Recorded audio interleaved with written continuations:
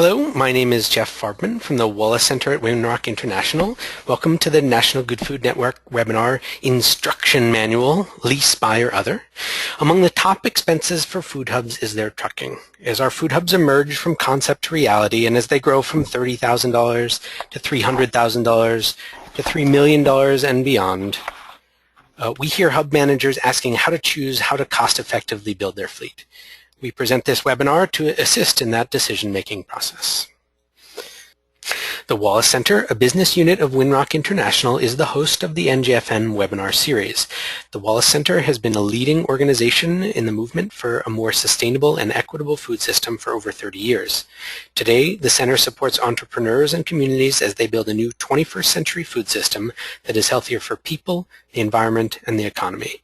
The center serves the growing community of civic, business, and philanthropic organizations involved in building a new good food system in the United States. In particular, we're focused on advancing regional collaborative efforts around the country to move good food, healthy, green, fair, affordable food beyond the direct marketing realm into the larger scale wholesale channels.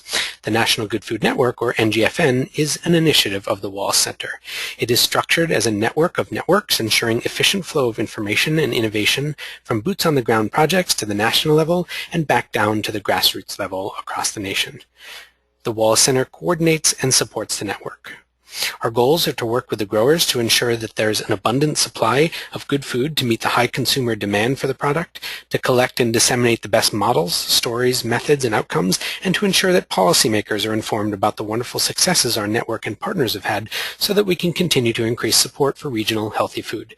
You can learn more about the great work of the National Good Food Network on our website, ngfn.org. One major piece of the NGFN's work is the NGFN Food Hub collaboration. For the last couple of years, we have worked to support the growth and success of food hubs across the country with a four-pillar approach: networking, research, technical assistance, and intensive work with 7 study hubs and some regional food hub networks. We have a library of fantastic resources for food hubs. You can get there directly by typing foodhub.info into your browser. This is a collaboration with USDA Agricultural Marketing Service, Center for Regional Food Systems, Farm Credit Council, represented on this webinar today, as well as Wholesome Wave, School Food Focus, and the National Farm to School Network, all bringing unique perspectives to supporting this linchpin piece of regional food systems. Let us know in the post-webinar survey if you want to learn more about how to be part of our Food Hub community of practice. For this webinar, we're going to start with a case study and then tease apart a piece of the case study, talking through some of the theory and presenting a tool to allow you to do your own analysis. You'll see, however, that the case study presents a third option, neither leasing nor owning trucks, but we wanted to make sure that we presented the full spectrum on this webinar. So let me introduce Dennis. Dennis Derryck is professor of professional practice at the Milano School of International Affairs, Management and Urban Policy at the New School for Public Engagement. He has over 30 years of experience in both research and executive management positions, and he has been involved in 3 successful startups. His most recent startup, now entering its 5th year, is the Corbin Hill Food Project, a mission and values-driven social venture that provides fresh food to those who need it most and with a long-term vision of sovereignty.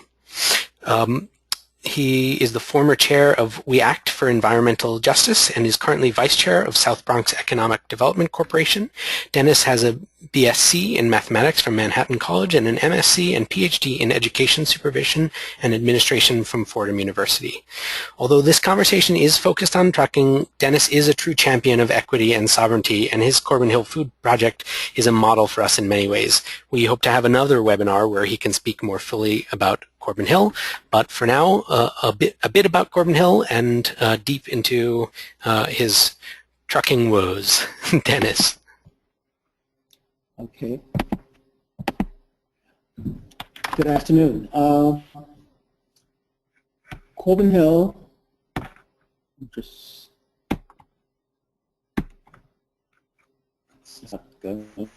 okay. The Corbin Hill Food Project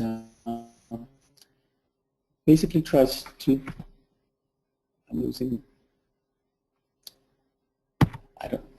Corbin Hill Project is really involved in getting food to those who need it most. And we do this by aggregating from amongst some 30 farmers in upstate New York and distributing within the city to some 21 different sites and to about 10 drop-off sites for wholesale Our 21 distribution sites really constitute what we call a farm share, and our distribution in terms of wholesale is really about community health partners.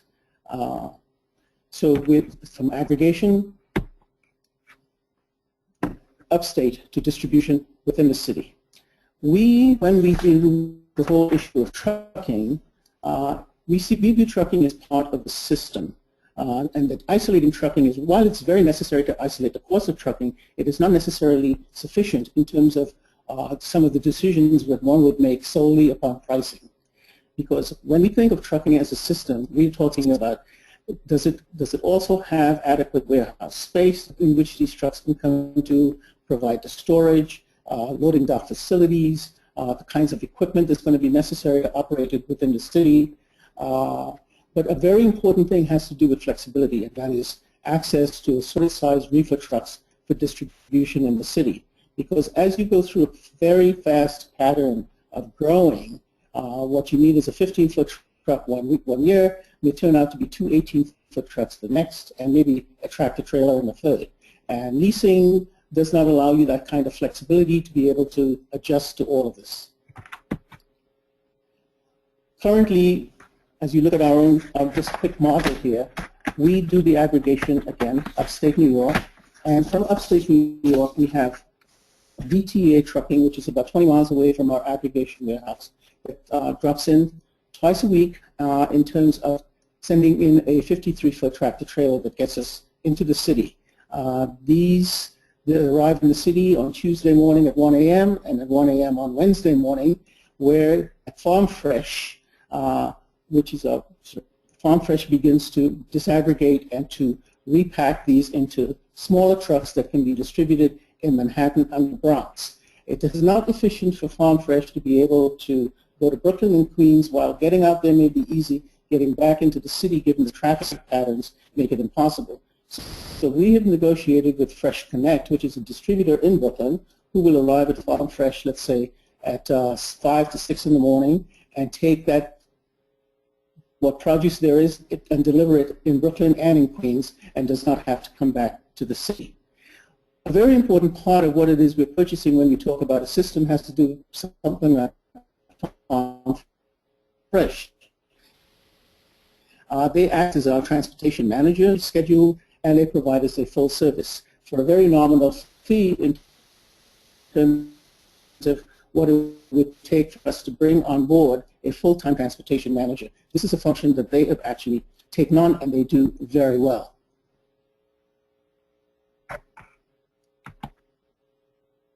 Let's flip into the next slide. Okay, now the fact that we have actually described that model of where we are, it took us a while to get there. Our first year we were involved with an 18-foot reefer truck that we leased. We had 9 sites to deliver in the city, and we were averaging 250 shares per week. By the second year, we had actually gone to 2 days to delivery on a Tuesday and a Wednesday, with 500 shareholders, and again a limited wholesale delivery system. But what we found here was that the individual, in terms of trying to get that truck out into all of these different sites, we really could not live up to the expectation in terms of delivering things on a timely basis. So by the third year, we decided that we would not only contract out, but we would contract out with a tractor trailer, consolidate everything in one day, and then work with it wasn't Farm Fresh, it was another firm at that particular point in time that provided us 2 to 3 trucks, depending upon the load, to deliver within the city. Again, part of what we were purchasing at that time, we realized was not a full system. The absence of adequate equipment, the absence of loading docks, the absence of storage space, all of these complicated our operations in terms of the third year. And this also permeated in terms of our fourth year. We also went through this. We made a concerted effort last summer, the end of last year, to find someone that could provide us that entire infrastructure that allowed us to be able to not only accommodate our tractor trailers, have the right equipment, but also have the flexibility to be a dedicated distributor for us within the city of New York. And so that's where we are right now, and the previous diagram that you saw really kind of speaks to that.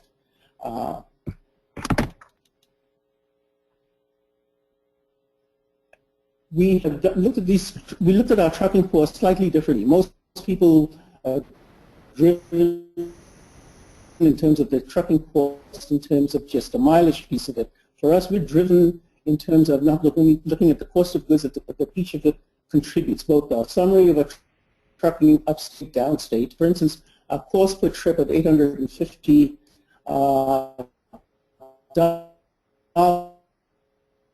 does not all the backhauling of our bins, so that essentially that's also included in the $850 price. And so each week, as they drop off our bins, they pick up another $400 to $500 and bring it back to us and deliver it to us on time back at our aggregation center. We are averaging about 33 pallets a week, and this is part of the piece around flexibility that we talk about. In other words, we know that, for instance, the two trucks can hold 44 pallets. We're in that mid-growth stage in which we either have to do one of two things. We either have to sell those 11 pallet spaces, or basically increase our sales, which is really what we're driving at in terms of increasing our wholesale and our shareholder sales, so that we can send 2 trucks per week filled to capacity. When you take a look at what we're looking at, we've begun the process of very slowly selling these slots, and we have to be very careful how we do it, because we expect to grow. We know what the growth pattern is between the months of September, October, November, when schools reopen. And so we don't want to promise people that we will be able to take things into the city for them, and then come a month or so from now, it's translated our week on the right-hand side of our average weekly wholesale in shares. We charge $18 a share. We look at what it's costing us in terms of hauling a share at $2.93. We look at our cost of goods, capacity, it will be about 10 to 12%.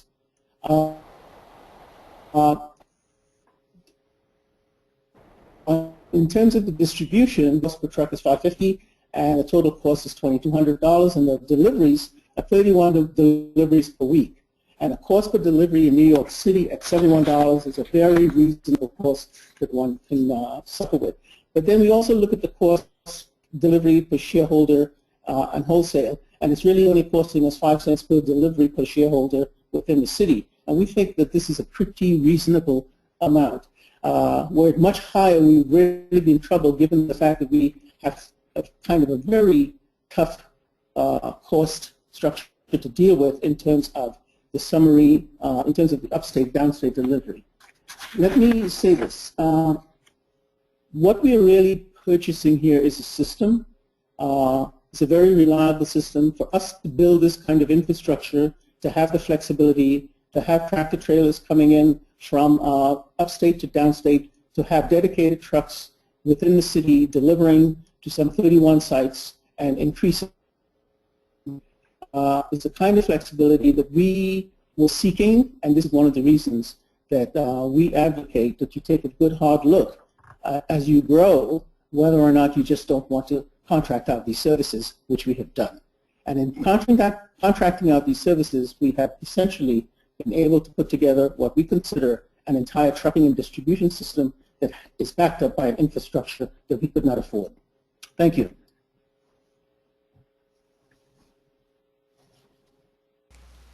Okay, thank you, Dennis, and apologies for all. There was some internet traffic, so some of Dennis's presentation was a little garbled, but I think you get the idea. And I would like to now introduce Adam and Gary.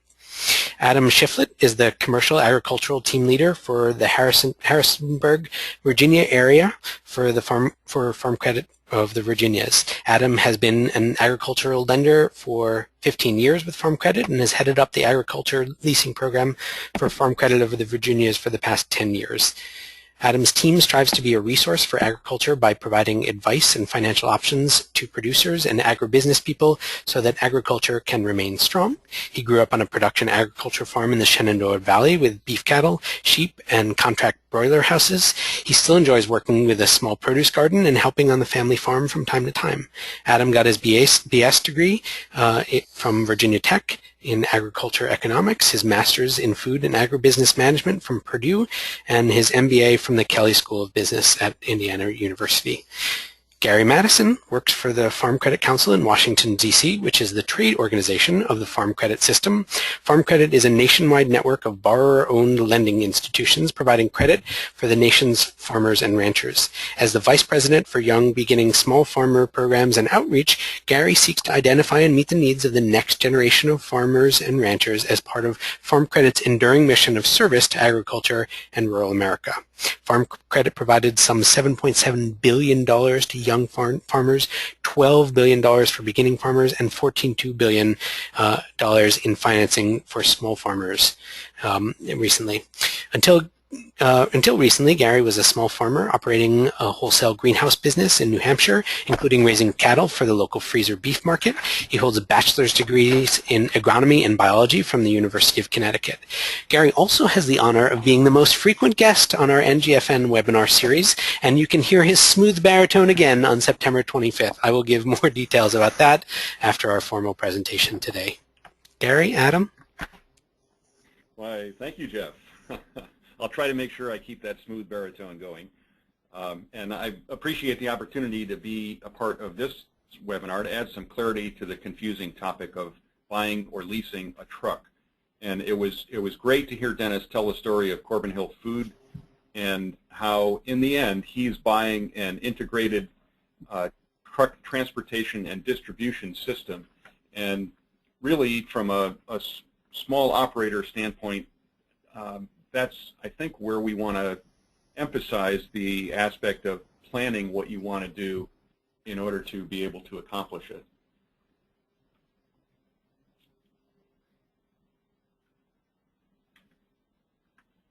And if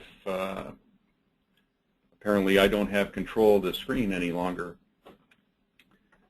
but as soon as it goes to the next slide, you'll see a list of tasks that I think a food hub or a farm producer will expect their truck to do.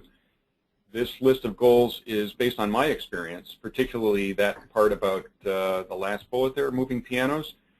Since when I farmed, I owned a truck with a big hydraulic liftgate that was really handy for non-farm transportation activities and was frequently pulled into weekend piano moving by my neighbors. But anyway, the point is that before you buy a truck, you really should understand what tasks you expect it to do so that you can get the proper size and type of truck.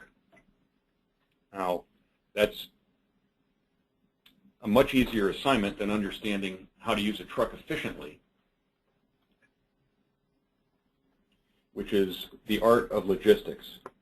In a perfect world, this would already be on the next slide, and in a perfect world, distributing from your food hub would always involve a fully loaded truck leaving in the morning to make deliveries and returning fully loaded at night after picking up produce from area farms.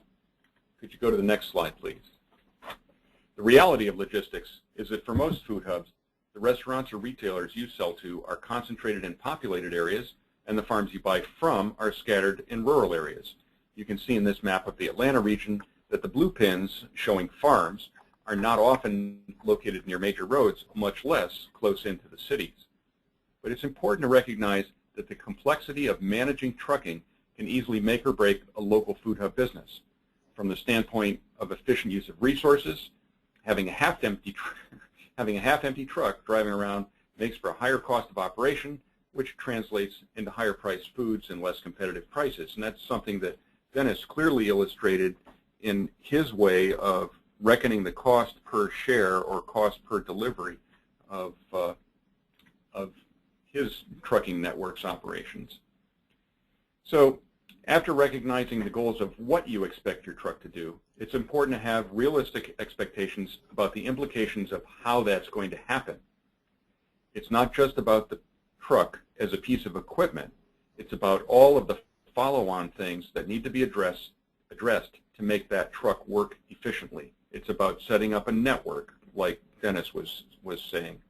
And that would include having loading docks, pallet jacks, and other equipment to get stuff in and out of the truck.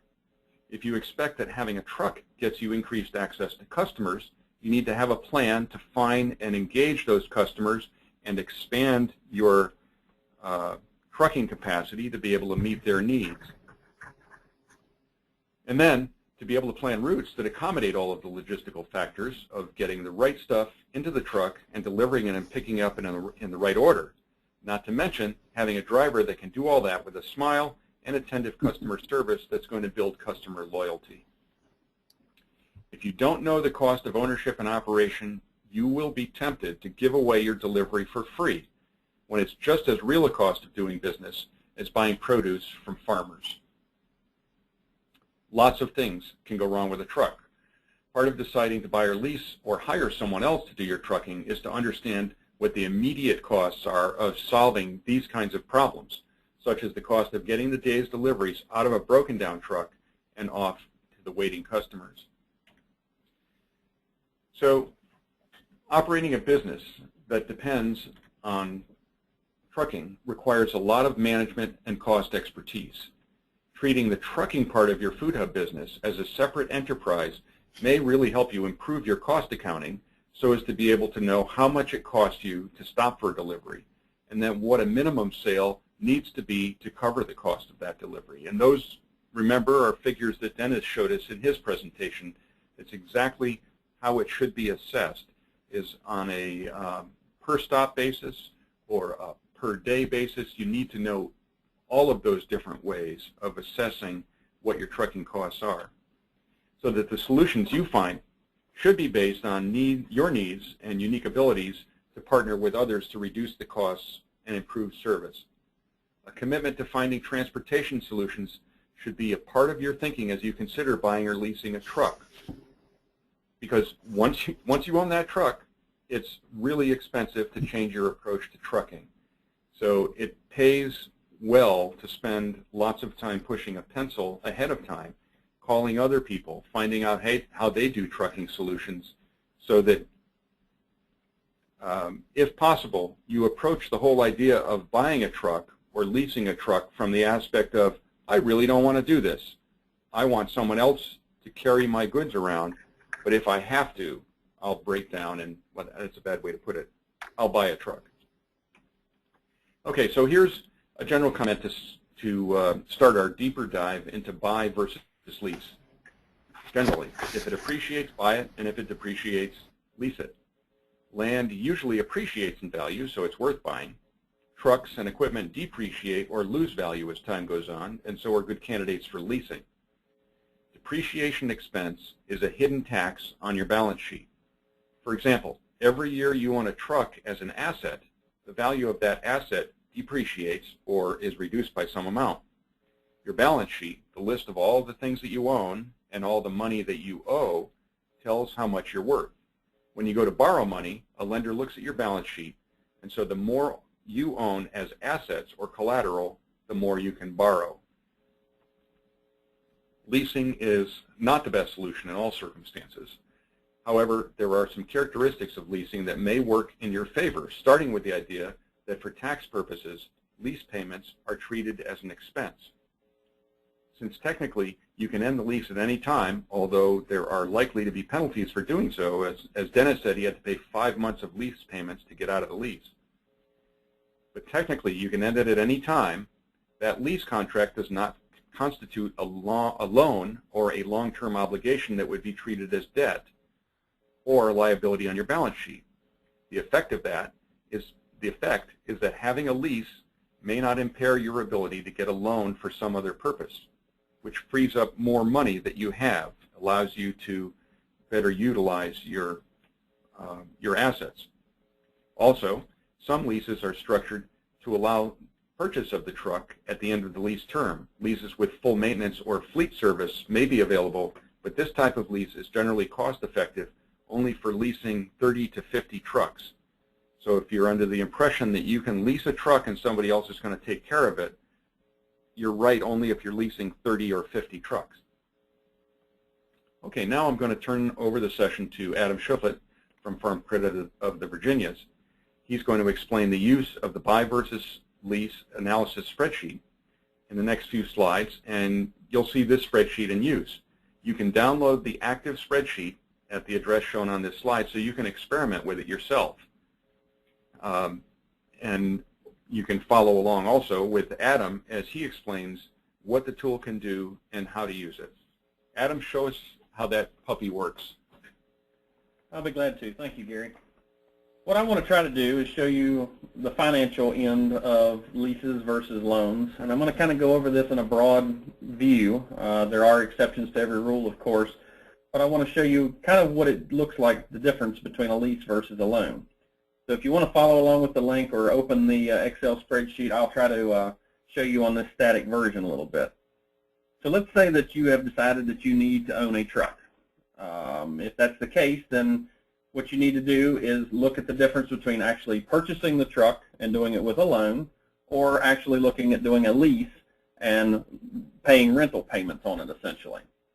So I want to get you a little bit more comfortable with leasing. I don't want you to be afraid of leasing. I know that everybody thinks it's a complex, scary type of way of financing, and it is more complex than a normal loan. But if you understand how it works and what it can do, it is a very useful tool, especially when you're in a startup business. So the one thing you'll notice about the spreadsheet is that it has the green blocks in here. And then once you change the items in the green blocks, it will change a lot of the rest of the formulas throughout this budget spreadsheet. You can put in your different numbers for your individual situation, depending on what kind of a truck you're going to buy, what you think the resale value will be, and what your estimated expenses are and such with your individual situation. Now, you're going to notice that you're going to have information on both the loan and the lease. So you're going to have to do a little bit of calling around or talk to your lenders about what the percentage rates would be, what kind of terms you can get on the truck you're looking for, and exactly what the cost and resale value may be after a certain period of time. Now, Farm Credit, we do loans and leases at the same time. We try not to make one vastly different than the other. We try to make it a tool that you can use. And we can quote both different loans and leases to you at the same time so that you can compare them apples to apples. Not all lenders can do that. So what are the things you need to know to properly compare a lease and a loan? Well, the first thing is the price of the vehicle or the asset that you're purchasing.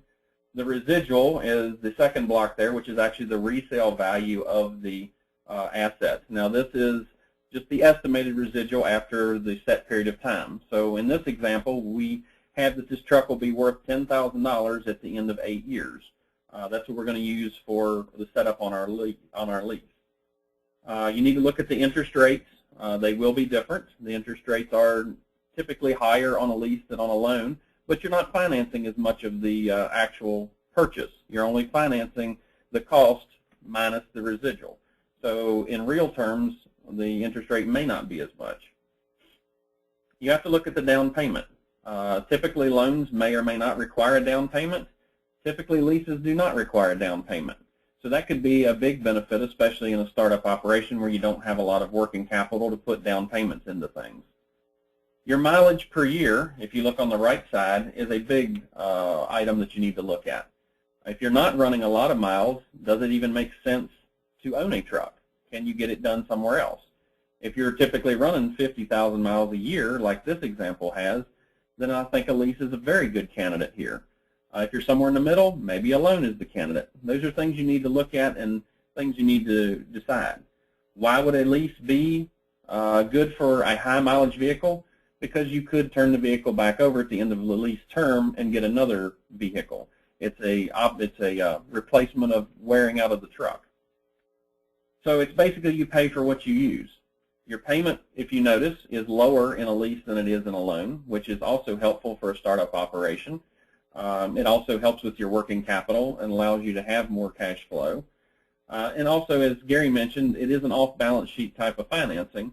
So a lease is not typically put on your balance sheet. So if you're trying to obtain more financing, it is has not have the ability to hamper your ability to get more loans. Of course, a good lender will always ask for that anyway. So if you also look where the arrows are, we have to figure out our operating expenses on this budget. As Gary mentioned, the operating expenses are really no different with a loan than they are with a lease. They're both about the same. You still have to pay for tires, your insurance, and yes, your property taxes. Even though the lease company owns your vehicle, they're still going to charge you for the property taxes. They're not going to pay it. The only time it really gets any different is when you get into a fleet management program of 30 or more vehicles, and at that period in time it can help you if you get into a larger fleet program. So if we look at what this budget does, this sheet, if you put your information in, it all flows down into your partial budget analysis at the bottom of the page. Now, a partial budget is a business term for making decisions. It's basically how you would pencil out your decision between 2 different options or 3 different options. In economic terms, it's your opportunity cost of your next best choice.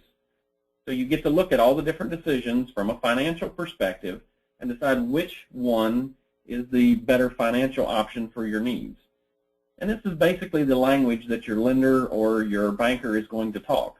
So if you can work through this and come up to your banker or your lender with these numbers and with your decision already made, and you can intelligently show him what you want to do and back it up with numbers, it's going to go a long way toward being able to get approvals or getting, the information you need from your lender.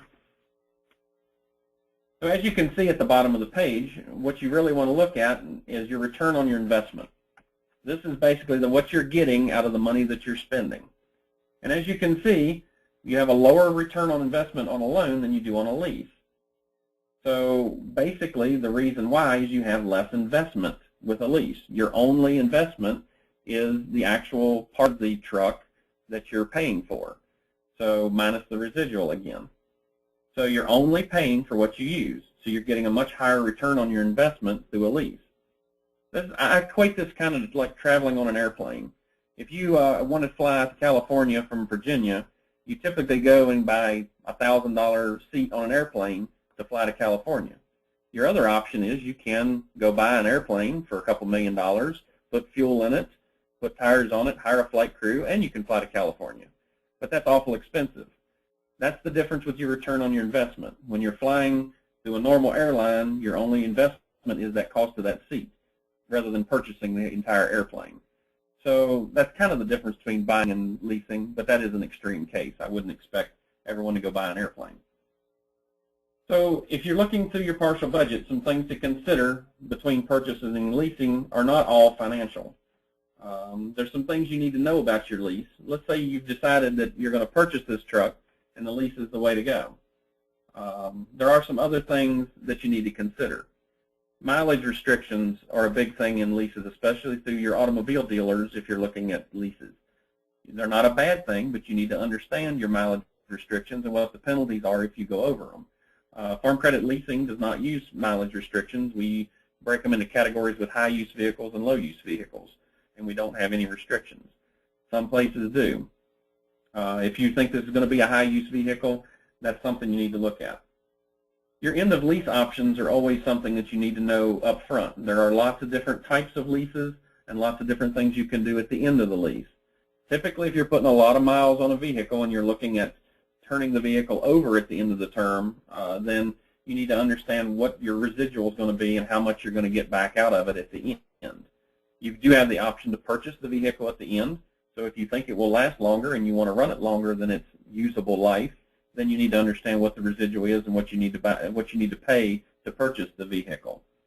The different types of leases, if you're going to use them as a tax benefit, then you need to make sure that they are a true lease. And those are typically track leases, which are the terminal rental adjustment clause leases. Basically, they look at the value of the vehicle at the end of the term and decide if you've taken good care of it and it's worth more than what your residual is, you get that money back. If you haven't taken as good a care of it or the vehicle has fallen apart and they sell it, you get less, you may be responsible for the difference. So it encourages people to take care of their vehicles at the end of term.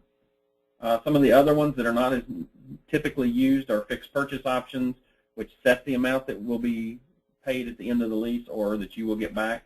And a fair market value lease means it will be appraised at the end of the lease, and you'll get what the appraiser says back at the end. There's also things called dollar buyout leases, which are not true leases. Be careful of those.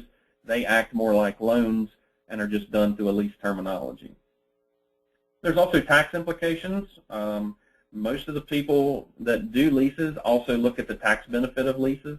When the tax benefits, you can actually take the payments that you make to the lease company off through your Schedule F or your Schedule C and deduct them the same year you made them.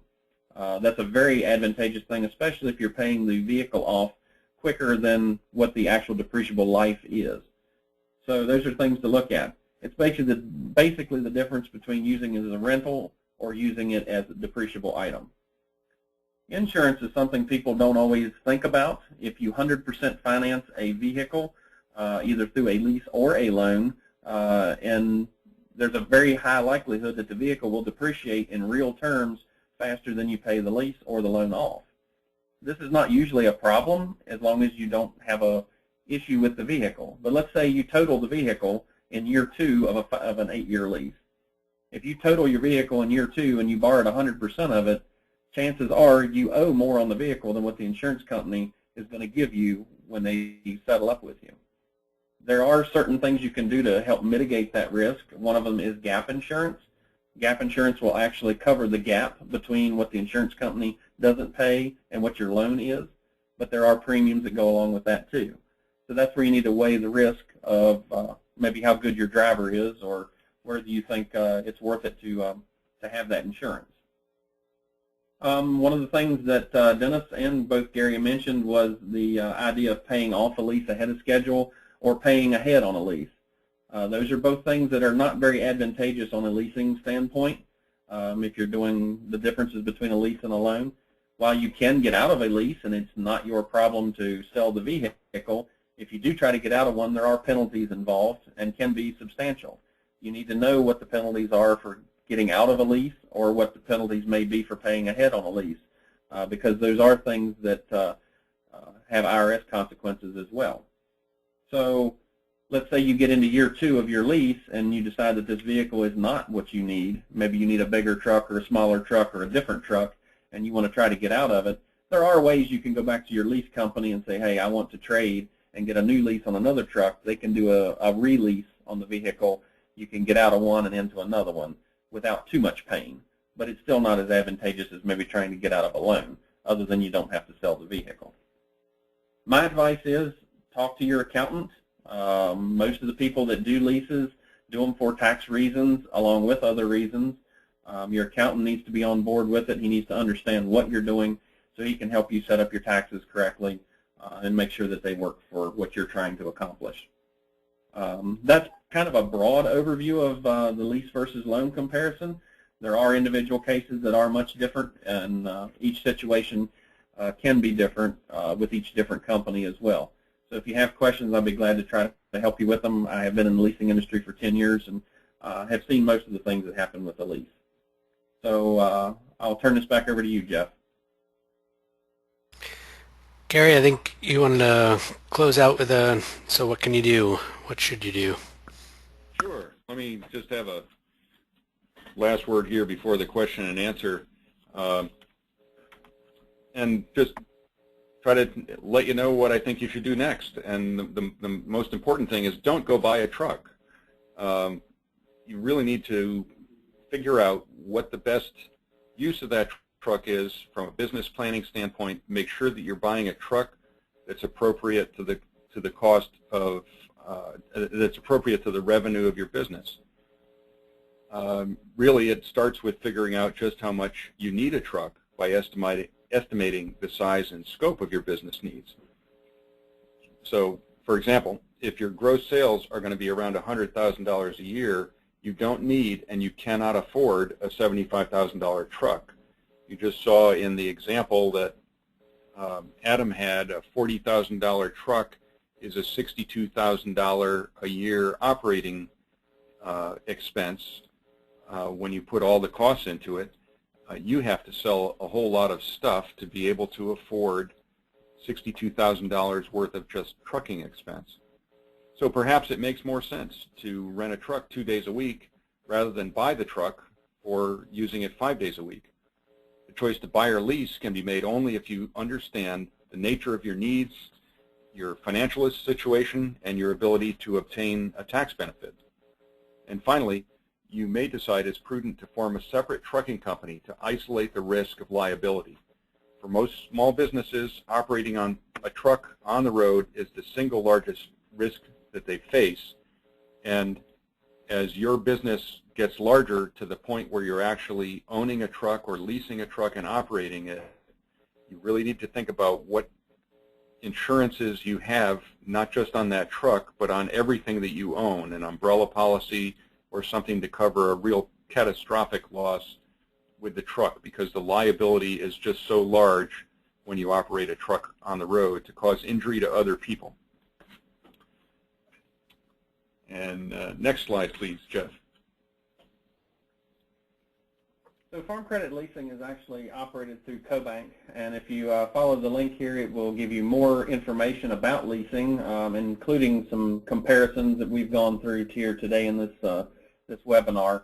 Or you can always talk to your local Farm Credit office. If you go to farmcredit.com and enter your zip code, it will put you towards your local Farm Credit office. Almost every Farm Credit association has a leasing program and a leasing specialist, and we'll be glad to help you with your individual needs. And as always, if you have questions, feel free to email myself or Gary at any time, and we'll be glad to help you with whatever we can.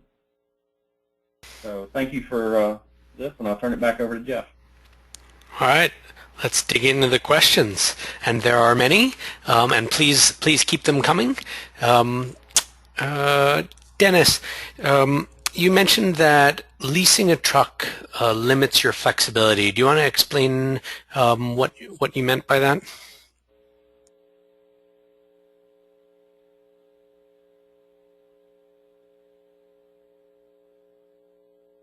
Yes, we were growing so rapidly that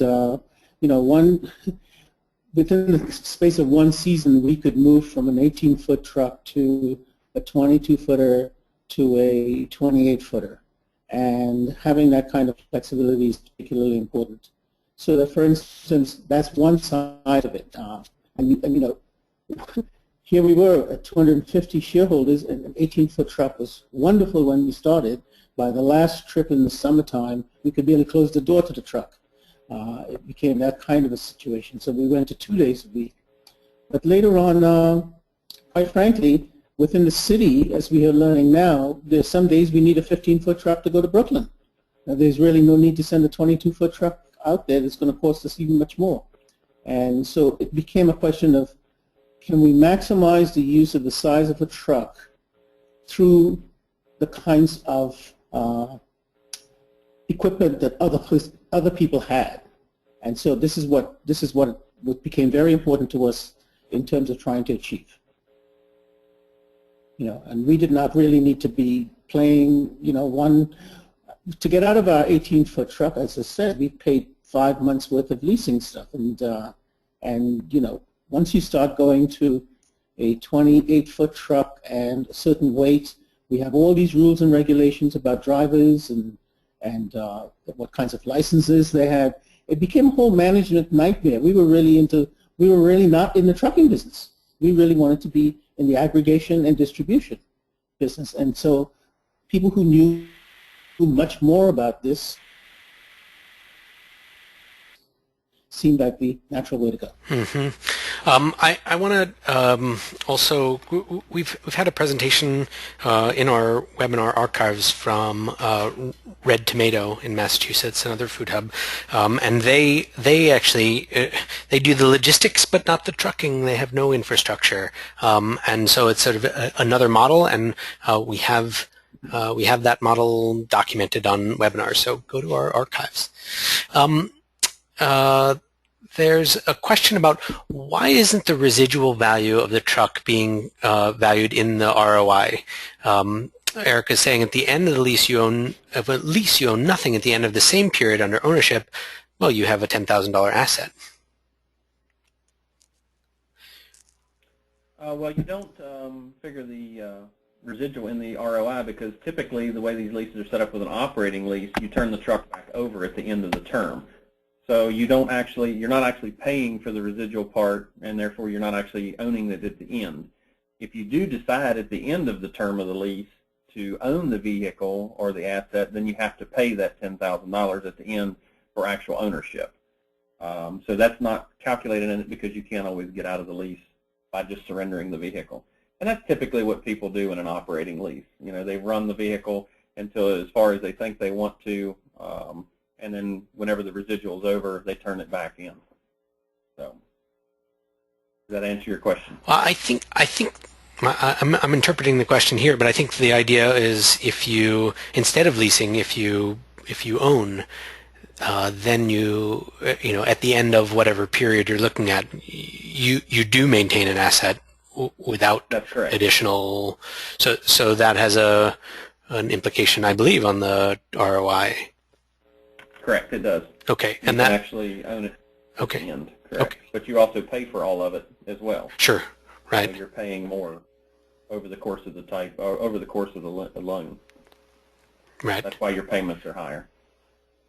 Okay. Carol is asking, why is there interest on a lease? Well, there's interest on any type. We don't actually call it interest. It's the internal rate of return. It's a rate of return on what we have. Now, why would it be more? Well, when you're doing a loan, the lender is essentially lending you money. When you do a lease, the lender maintains the title and or the ownership of the asset. So they are essentially lending you their truck. So there's more inherent risk in a lease than there is a loan. So you always have to charge more for the risk that's involved. Now, because you're not actually borrowing the entire amount, remember you have that residual at the end. Because you're not borrowing the entire amount, it's not spread over the same amount of money.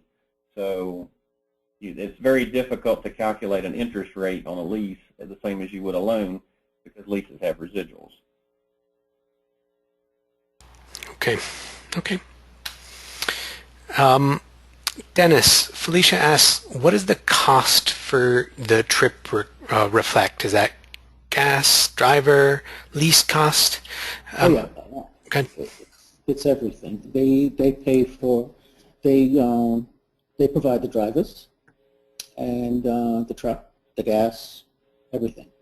And that's just a flat fee for their entire service, both in terms of within the city and also in terms of upstate BTA. So there's no additional cost to us. Their BTA truck shows up, our folks at the aggregation site load it up, they take it away, get it into the city, and we just pay the flat fee of $850, and they back all our bins for us.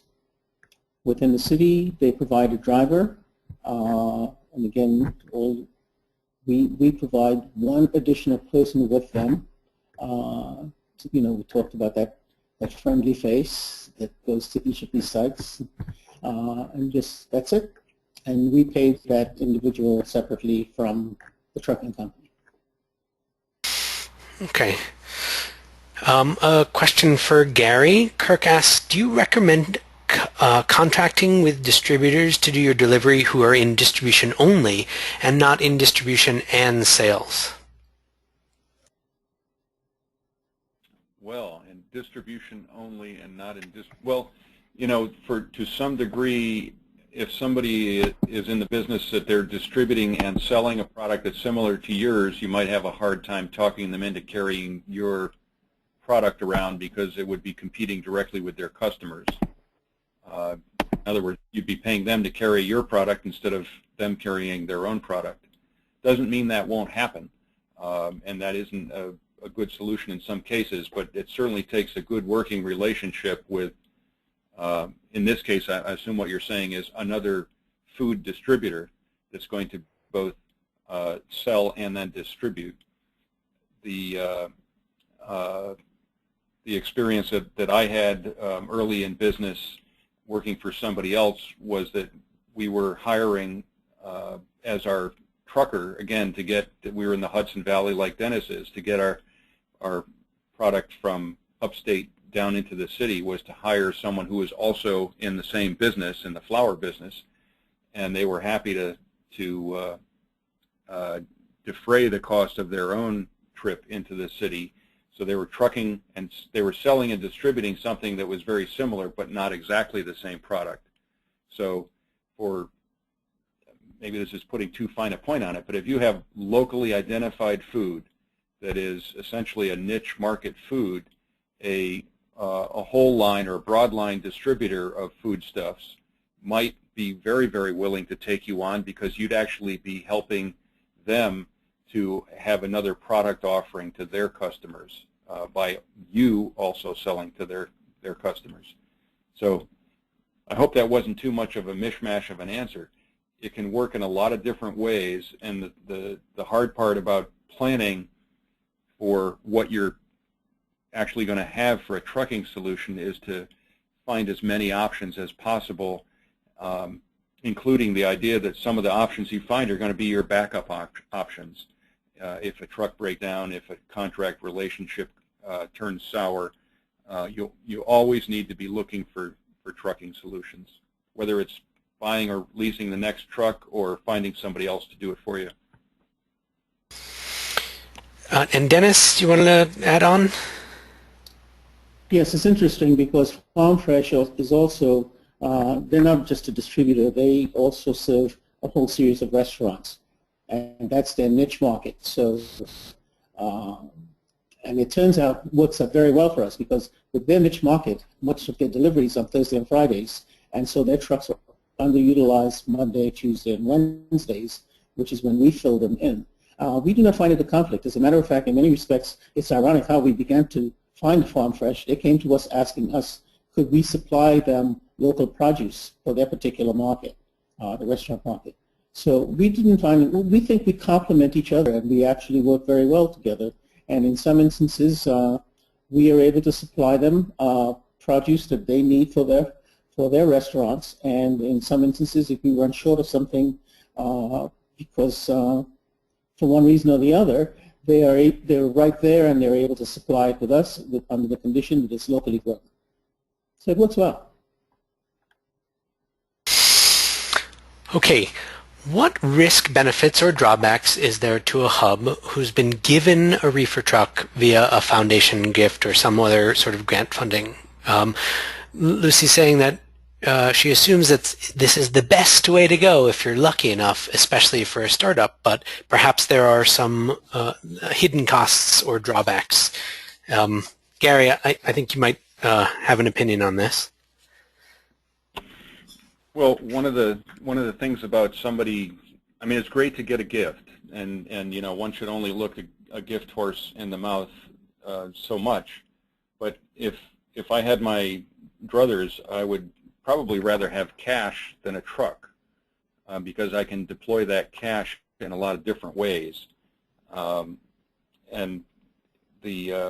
of course, if you are given a truck, or you know, a used truck, or you know, somebody found a truck somehow and wants to donate it to you, you know, it's always nice to say thank you, but before you actually put it on the road, you are going to have to figure out what all of those other costs are, the insurances, certainly the operating costs.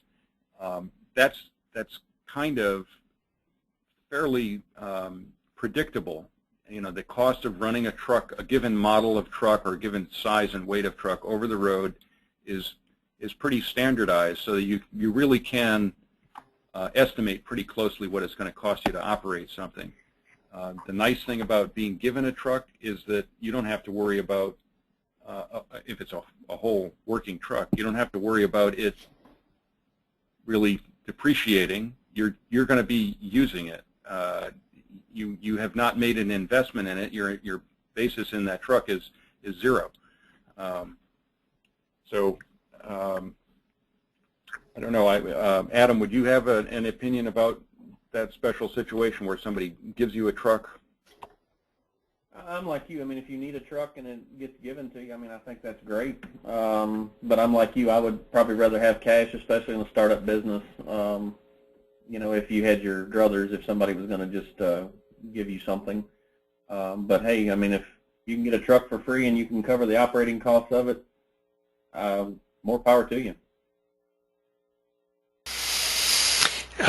Zeb brings up a great point, and Zeb, thank you for asking this question. He asks, what about customer relations if a third party is doing your delivery? Do you lose that point of direct contact and have to police third party interactions? So, Dennis, you have experience with a third party delivery service. It's slightly different because I'll let you answer. Right. One of the reasons that we also assign a delivery person with each of the trucks going to our sites is exactly for that reason. First of all, we tend to deliver in very non-traditional places. It's not that we walk into a place and there's necessarily an elevator or a set of steps that you can get the bins down and so forth. And so many of the drivers amongst distributors all work by themselves. As a matter of fact, you go around New York City almost all the time and you see truckers, and no matter what the size truck, there's only really one person to the truck, and that's the driver who does the driving of the delivery.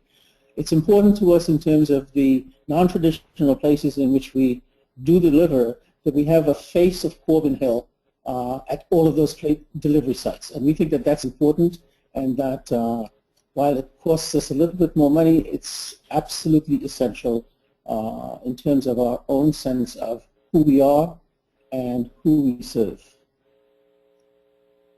Great. Jeff, I'd add to that that it's certainly one of the opportunities for a business that you plan on expanding is having a driver that's willing to upsell. That goes in there and the driver acts as a salesperson, not just for customer relations, but says, hey, we've got this great deal this week, or I've got an extra pallet of something on the truck, and that shouldn't be ignored as a way to grow a small business that's just starting out, along with stopping along the same route and finding more customers. And in the end, local food is a niche product, and that story has to be delivered along with the food. And if you are, as a food hub, if you're subcontracting to somebody or contracting with somebody else to make the delivery, you're going to have to make extra effort to make sure that the story gets there with the food through some other means, through email communication or phone or website. It just makes sure that you're covering that particular need of keeping that value add on the product by keeping the story with it. And I'd add even within even if you're not doing third-party delivery, even if you have delivery truckers basically on staff, there still has to be some. There can be a cultural divide between the sales staff and procurement staff, and then the delivery staff, and that's an issue that hubs I talk to work with all the time.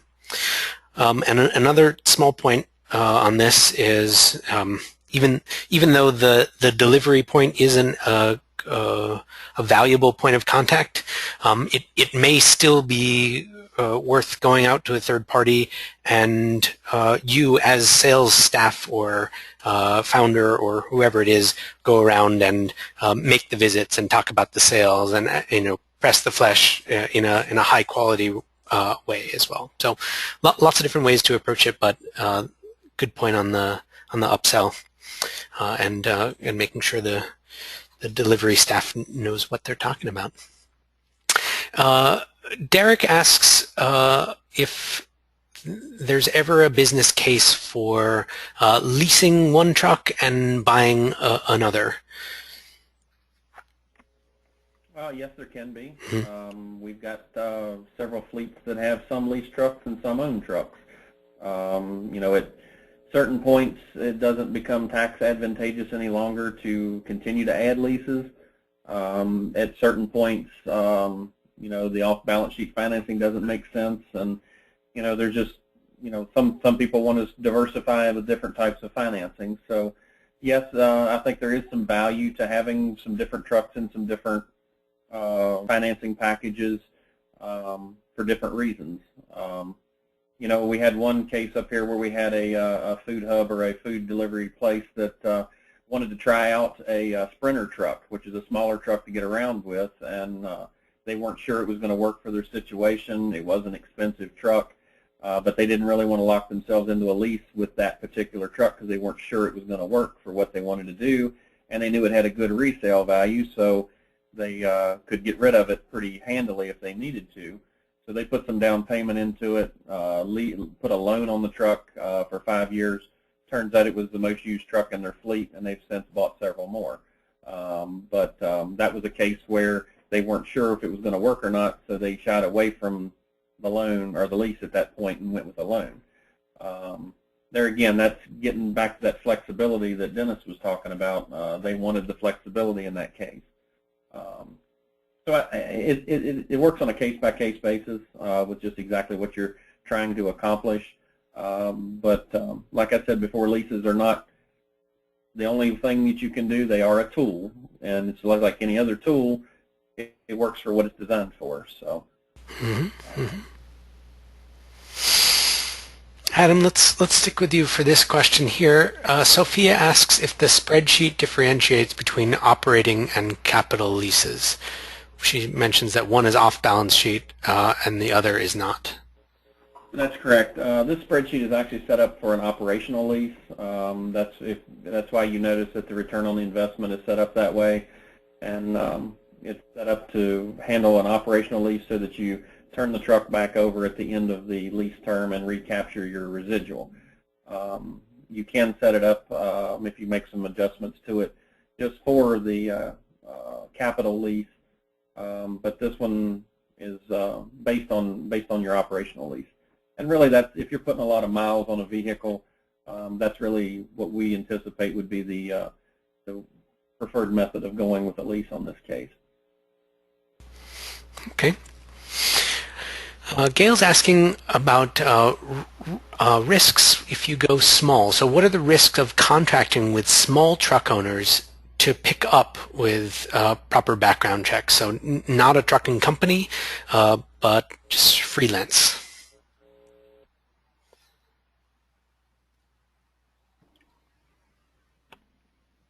Could I respond to that, Dennis? Sure, Dennis. Go ahead.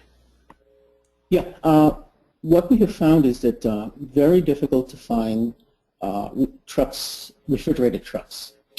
We can rent a box truck and negotiate many things with folks with box trucks without any refrigeration, and that's a rarity when we can find small folks with reefer trucks. It's just a rarity. It's like finding gold, and when they do have them, they're fully occupied. In terms of they're booked all the time.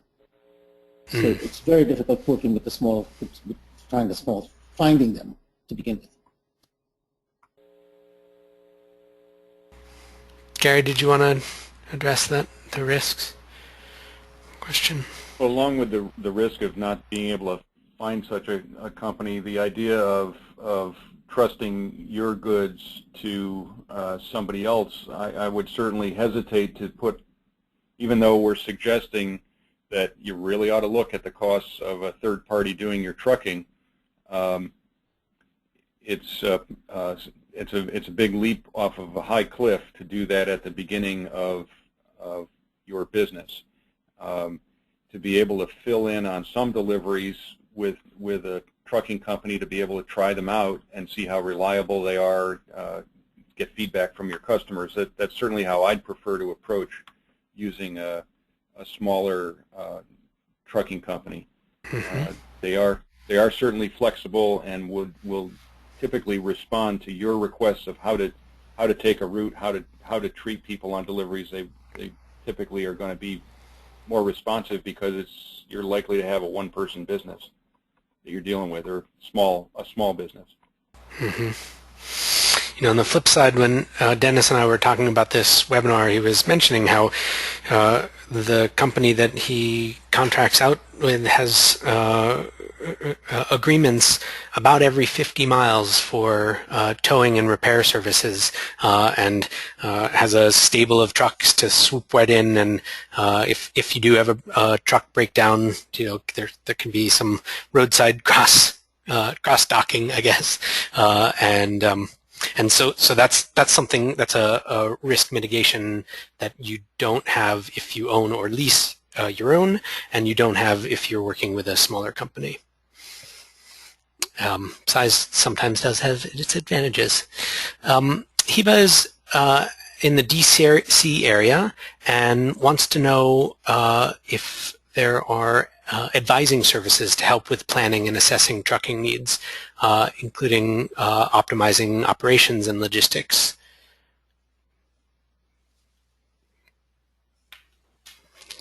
Anyone able to help? I mean, certainly you could talk to the local farm credit if you wanted an understanding of leasing for your particular situation. Yeah, I would think most of the farm credits would have some kind of, some support or some help, or can be able to find something, that can help with that type of operation. If you're looking at looking at the trucking industry. That's not our forte. We're more with the agriculture end of it. But I'm sure we could come up with something that would help with that. Okay. I'm not sure where else to send somebody to think about that one. Mm-hmm. Okay. Zeb says we have chosen lease over purchase for maintenance and substitution services, but is there a good way to cover that concern if down the line there's a decision to move to purchase? And how can they figure the cost of the risk of downtime without having a substitute vehicle? So they've already got a lease with. They have a lease now. Mm-hmm. Mm-hmm. And down the line they may grow and feel like purchase is the correct option. But how do they make the financial calculation of potential lost product, etc.? Well, the best way to get out of a lease and go into more of a purchase type atmosphere is to let the current leases run out and, purchase instead of lease on the next round. I mean, that's the easiest and most efficient way to do it through the lending function. However, that's not always the case. I mean, there are cases where you have to change, as you expand or as the vehicle maybe is not what it's supposed to be, or there are other options. If you do choose to get out of a lease and go to a purchase before the end of the term, there are penalties involved because of the depreciation recapture that has to happen through the IRS.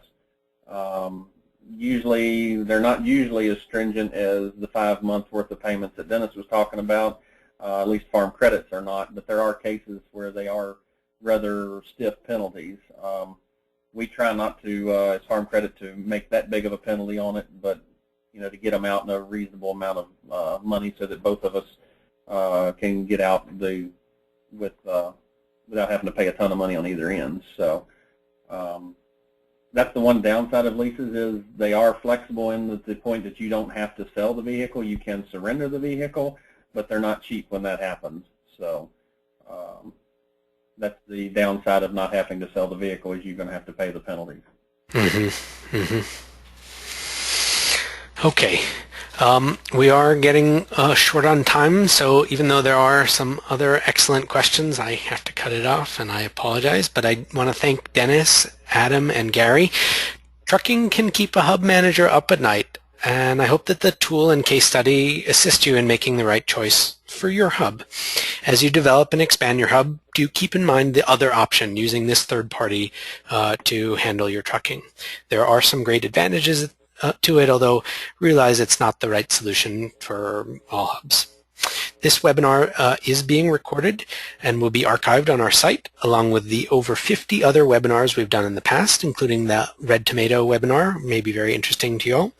Feel free to send others who you think would have liked to have heard this presentation, and take some professional development time yourself and dig through our excellent archives. You can go to ngfn.org/webinars. This webinar will be up within a few business days, and our webinars are organized into topics if you look in the left-hand navigation area, so dig into whatever it is that interests you. We offer our NGFN webinars on the third Thursday of each month at 3:30 p.m. Eastern Time. Sign-up links are always at ngfn.org/webinars. And now I will make a liar out of myself because the next two webinars are not on the third Thursday of September. We wanted to sneak another webinar in, so we made some adjustments. On September 4th, Anthony Facavento of Scale will present his work looking at several different moderately priced restaurants and college cafeterias to look at how they control price and serve local food while fitting within their tight food budgets. Anthony will share 5 common best practices as well as a tool to assist others who want to get local food into their institutional or restaurant kitchens. He'll be accompanied by two leaders of kitchens that were in the study. And up September 25th, Gary Madison will be back, joined this time by Farm Credit East and Morse Marketing Connections to present the second annual Food Hub benchmarking study. Our pilot study last year proved the benchmarking model, and this year we'll have a few times the number of participants, making it a much stronger study. So please join us to learn how food hubs across the nation are faring. We'll look at financial and operational benchmarks to enable hubs and those who might invest in hubs to see places where their particular hubs are efficient and other places where they might be able to increase efficiency as compared to their peers. Since there are several hubs on the webinar today, I wanted to ensure that you know about the USDA's new Food Hub Directory.